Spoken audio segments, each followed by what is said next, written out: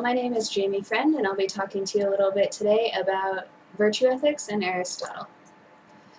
Virtue ethics has a long history that began thousands of years ago.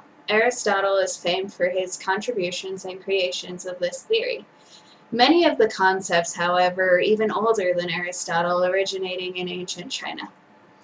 Virtue ethics involves using your personal character and the virtues that you embody to decide how to make ethical or virtuous decisions. It is a self-building concept. Being virtuous allows you to make virtuous decisions, while making virtuous decisions, in fact, makes you a more virtuous person.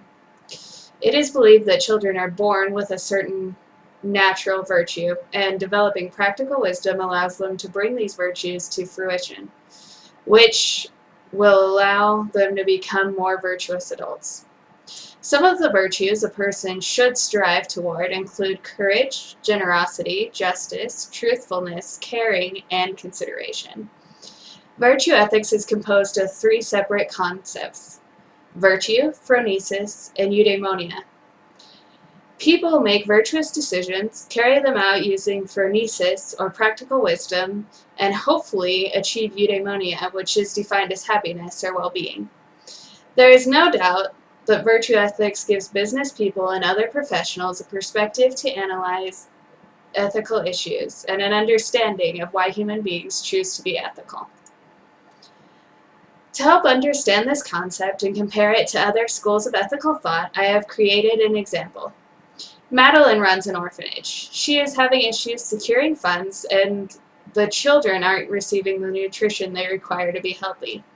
She takes what's left of the money and goes to the grocery store to pick up food for the children for the next week. She gets to the front of the store to buy her groceries and realizes that there is no one there. She knows that there are no video cameras in the grocery store and knows that she could get out without being detected. In the paragraphs which follow, I will attempt to analyze the next step that an ethical or moral Madeline would take. Virtue ethics would say that she should not steal the food. Committing this act would be dishonest and unjust, and in turn that would make Madeline a less just and less honest person. Deontologists believe in a very just ethical order. If everyone could not get away with doing something, no one should be doing it. A deontologist would feel that stealing the food would be unethical because it is illegal, and if laws did not exist, society would fall into chaos. Utilitarians believe in doing the most good for the largest number of people involved possible. A utilitarian would probably believe that Madeline should steal the food, particularly if she had prior knowledge, which would lead her to believe that the shopkeeper would not suffer too much from her stealing these groceries. Situationalism is the most modern school of ethical thought. It is an ethical theory in which the situation a person is in dictates how ethically or unethically they will act. A situationalist might think that Madeline would steal the food if she had seen someone leaving the store without paying and without getting caught previously. Virtue ethics is a very subjective study. People have different opinions about what makes a person virtuous. They have different opinions about which virtues are most important.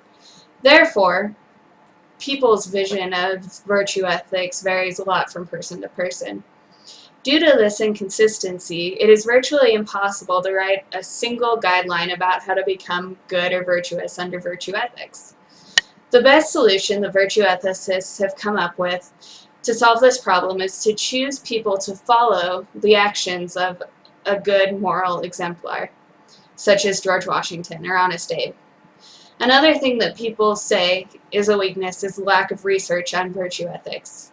Compared to the other ethical theories, there is not a lot of research, particularly applying to specific virtue dilemmas in different professional arenas. This is because virtue ethics lost some popularity after the Enlightenment, when the new schools of ethical thought were just being created and starting to gain popularity. Recently, however, virtue ethics has begun once again to gather steam and gain some notoriety.